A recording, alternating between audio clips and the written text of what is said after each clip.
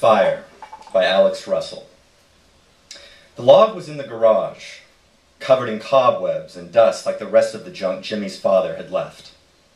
It was so heavy Jimmy could barely get it up the stairs before it slipped through his arms and pounded down on the kitchen floor. He listened for his mother and Tad in case they came out to see what had fallen. When he didn't hear anything, he hefted it up again and carried it all the way to the living room, where he set it down carefully on the brick hearth and shoved it end over end onto the ash-filled grate. He sat down to catch his breath, then started to pull apart the stack of newspapers he'd put there, crumpling individual sheets into tight balls and stuffing them around the log. Before he struck the match, he got up, thinking he should at least ask if it was all right to make a fire. His mother had told him before not to bother them when her door was closed, but they had been in there since breakfast, and it was almost 2 o'clock. He was cold and the furnace was broken. He couldn't wait. He tiptoed to her door and knocked lightly. She didn't answer, so he turned the knob and pushed the door open a crack. And there, on the bed, his mother tossed her bare leg across Tad and sat up, the muscles in her back flexing as she leaned forward. Tad said something, and she turned. She saw Jimmy and grabbed the blanket up around her shoulder. "Get out of here," she shouted. Jimmy slammed the door, but it bounced back open. The latch didn't catch. He pulled it shut, but it kept bouncing open, the spring in the lock set whining as the latch slipped loose from the strike. Finally it caught. Tad's high laugh followed Jimmy all the way down the hall. He sat on the sofa waiting for his mother to come out to yell at him, to explain that's why he should never open the door like that. But she didn't. He sat there until he started to shiver again. He would light the fire without her. He struck the match and touched the flame to the loose edges of the crumpled newspaper beneath the log. Tiny flickers spread across the edges and grew. Soon the flame was so big and hot that it singed the hairs on his hands. He wondered what would happen if the flame jumped out and caught the rug. If, because of him, the whole house burned down. He wondered what his mother would do. Nothing, he thought, if she burned up with it. As soon as the newspapers burned off, the fire died down, so only a flicking blue flame licked across the surface of the log. But even that sputtered out, and the tiny embers faded in columns of smoke. He grabbed more paper, 2 and 3 sheets at a time, and twisted them into lengths and stuffed them underneath the log. Before he could pack them too tight, the fresh paper caught, and the fire flared up like before. It died again. He never thought a fire would be this hard to get started. He remembered on weekends in Daly City how his father got the coals burning on the grill. This was more than a year ago now, before his father had moved to Dallas with his new girlfriend. He would pile the coals high and then spray them down with a fluttering stream of lighter fluid, his eyes squinting while he squeezed the can. Then he'd take his cigarette between his thumb and forefinger and hold it there a second, glancing at Jimmy to make sure he was watching. Then he would snap his fingers, and like magic, the grill would erupt with a vomit of fire.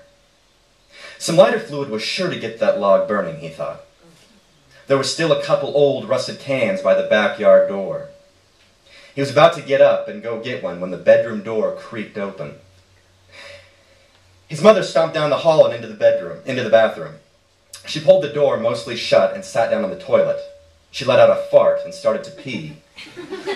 A lighter set of footsteps came down the hall and stopped. "I thought I smelled something burning," said Tad.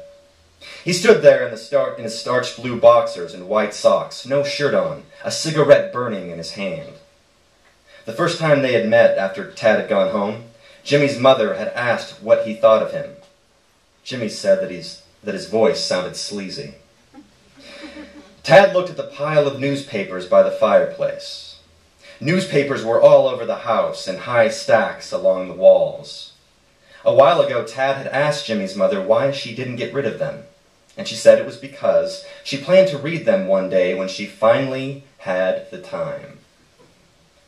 "Hold on a sec," Tad said. I'll show you how to get that fire going. Tad tucked his cigarette into the web of his fingers and picked up a Sunday paper, yellowed and cracked at the edges. He stuffed the whole thing in. You put it in just like that? Jimmy asked. Of course. You're looking at a fire-starting expert here. He picked up another stack and jammed the whole thing in. He went on like this until the whole fireplace was packed. He handed Jimmy the burning cigarette from his lips, and Jimmy touched one loose corner, but it burned to embers without catching. He held it there until a tiny flame caught and started to spread.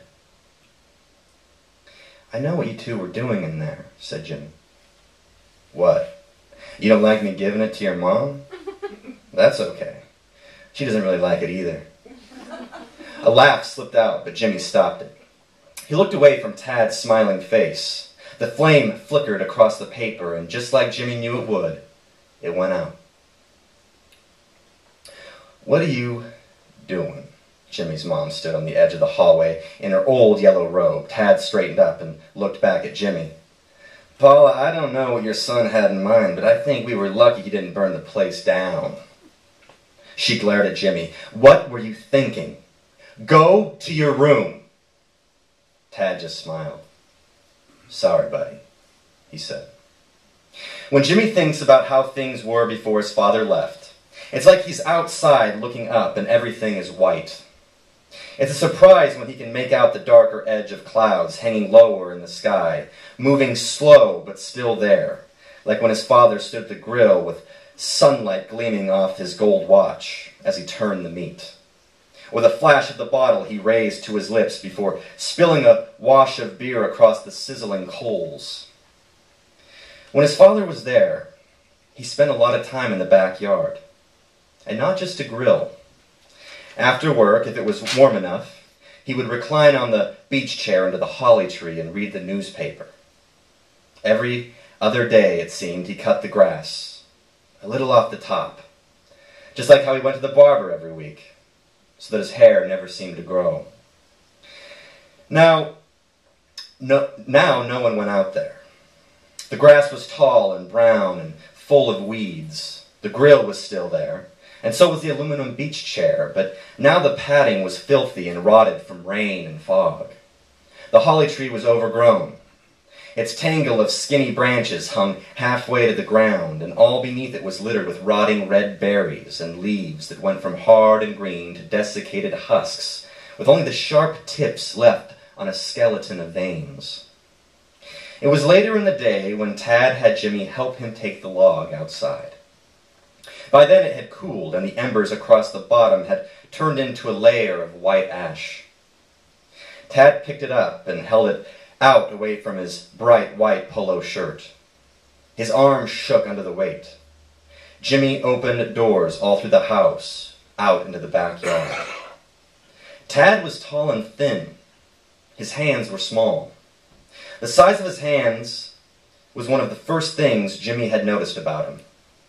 Most of the time he kept them in his pockets, but once Jimmy had seen them, whenever they ate at the table together, or when Tad held a can of Coke or a cigarette, Jimmy couldn't stop staring, until Tad caught him.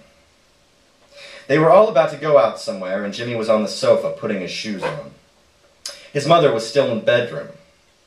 Tad saw him staring and came closer, so close that his crotch was right in Jimmy's face. He put his cigarette between his lips and held both hands in front of him. Jimmy could smell the smoke on his fingers. They're small, aren't they? He said. Jimmy looked away. Tad took the cigarette from his lips and blew a cloud of smoke above his head. But you know what? As soon as Jimmy looked up, Tad clamped his free hand on his crotch and said, I've got it where it counts. In the middle of the backyard, Tad heaved the log under the holly tree. He turned to Jimmy and brushed his fingers across his cheek. Jimmy turned away. Asshole, he said, rubbing the soot off his face. Then Tad was on him. What'd you say to me? He had Jimmy by the front of the shirt, both fists dug up against his chin. Nothing, said Jimmy. Tad let go. He looked up at the window, but Jimmy's mother wasn't there.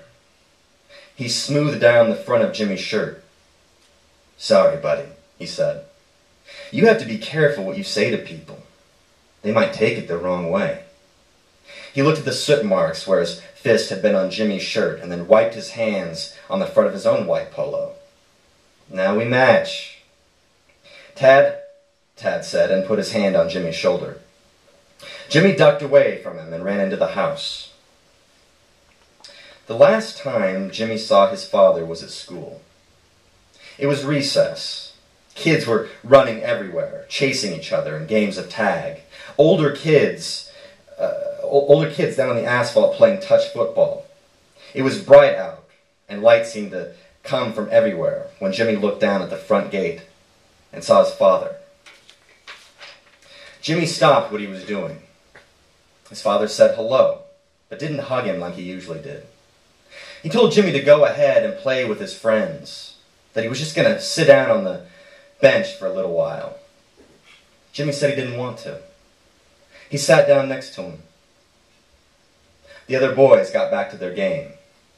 He noticed them from time to time looking while he sat there with his father. Neither of them spoke. They just sat there with children around them screaming, rubber balls bouncing on the playground asphalt, plastic jump ropes clacking on the concrete walkway. When the bell rang, children ran from all directions toward the building to line up at the doors. Jimmy's friends were looking at him. They were whispering to each other and laughing. "Well," his father said, "I should get going." He started to get up, but Jimmy grabbed his arm and held it. His father sat a moment longer, then unlaced Jimmy's arm from his. "You have to go to class now," he said. His eyes were red, but he was smiling. In class, the boys were at their desks watching him with big smiles. The teacher asked if everything was fine, and he nodded. The boys across the room kept whispering and making faces while the teacher drew a triangle on the chalkboard. Jimmy stood up. The boys all stared. He picked up his chair in both hands and threw it at their faces. That night, Jimmy couldn't sleep. He heard his mother snoring in the next room, and just below it, Tad's quiet breathing. He grabbed his sweatshirt and pulled it over his head. He stuck his arms through the sleeves as he moved down the hall, careful not to step on the middle of the floor and make it creak. He tiptoed through the kitchen and took his time opening the door going downstairs. All his father's gardening tools were still by the backyard door collecting dust and cobwebs. The hand-pushed mower was rusted solid, and so were the cutters he used to trim the holly tree. The old cans of lighter fluid were there. He picked one up, but it was empty. He picked up the next one. It was full. The back door came open with a creak, and the cold, foggy air rushed in. Jimmy stood there waiting for a light to come on upstairs. Nothing came. The yard was a pool of black shadow under the orange glow of the street lamp, a house away. He usually avoided looking out at the backyard at night, afraid some spirit would see him watching and steal his soul. He stood there in the dark and tried to not be afraid, but it felt like something was watching him. He leaned inside and took up the heavy crowbar by the door, just in case. He moved along the walkway, careful not to brush the weeds. By the fence, he saw the rough shape of his father's lawn chair, the hunched black grill. They looked like old men crouching down. The log had come to rest under the holly tree. He stepped off the concrete into a crunch of leaves. He winced. He looked up at his mother's window. Nothing. There was no wind. A car hissed up the block, then died away. He grabbed up the log in his arms, struggling not to drop the can and crowbar, and hugged it to his chest. He got it to the center of the yard, the big circle of empty concrete at the middle of the walkway, and set it down. He hung the crowbar on his arm and started spraying down the log in fluttering arcs with both hands gripping the can. He didn't notice the overspray wetting the nearby grass and weeds off the walkway. The can crushed and popped, and when it was empty, he put it down. It was then he remembered he had no matches. He turned to go in and get them, and a crash came from behind from the holly tree. All the branches shook, like something heavy was making its way down, and it was screaming. Jimmy couldn't move. His hands gripped tight around the neck of the crowbar, but the strength to lift it had gone. The branches shook and thrashed with a rain of leaves and berries. Then something heavy fell. It was small and round and didn't move. The crashing in the branches stopped. Jimmy felt it watching him, but he couldn't tell what it was. He knew that if he turned around, whatever it was would get him before he reached the door. He waited. After a while, it seemed like there was nothing there at all, just another chunk of wood Jimmy hadn't seen before. He tried to convince himself there was really nothing there, that he had just imagined the crashing and screaming. His overactive dreaming. He was going to go inside to get the matches, then a spotlight came on from behind, and from under the holly tree a pair of green eyes shone at him. It was a raccoon. It jumped up on the holly's trunk and climbed into the branches, crashing through until it reached the tree next door and then was gone. "What in the world are you doing here?" Tad whispered. He turned out the flashlight and Jimmy saw his face glowing red from the cigarette that burned between his lips. He met Jimmy there in the middle of the yard, but didn't notice the log until he stepped it with his slippered toe. He squatted down and touched it, and smelled his fingers. "Oh, this is perfect," he said. "This is too perfect." Tad took a drag from his cigarette and blew the smoke between them. The bloom of it rose over the heads and into the fog above. "Did you get that from inside?" Tad asked. Jimmy nodded. The crowbar was heavy in his hand, pulling him down. "I asked you if you got that from inside." "Yes," Jimmy said. He looked up at Tad's face in the orange light. He could make out his smile, the flash of his teeth.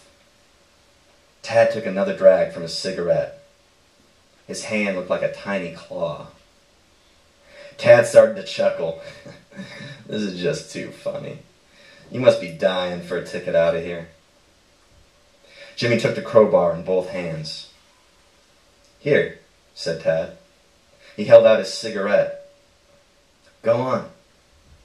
I bet you'll get that thing burning now." Jimmy looked up at his mother's window. The lights were still out. He took the cigarette from Tad's fingers and let the crowbar fall. Tad stepped back, startled by the noise. Jimmy fixed the cigarette between his thumb and forefinger and held it there. "What was that? What did you have there?" Jimmy snapped it from his fingers, and right away, the whole backyard erupted in a flash of light.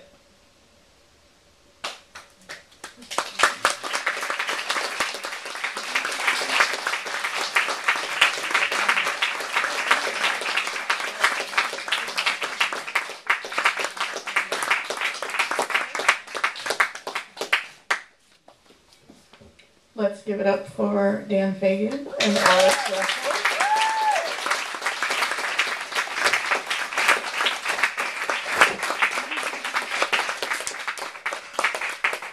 We're going to take a 10-minute break. If you would like a raffle ticket, Sue is right over there. We'll have the raffle in between the intermission, and then we're going to have Pam Metzger and Chapter 1 of the Lake House.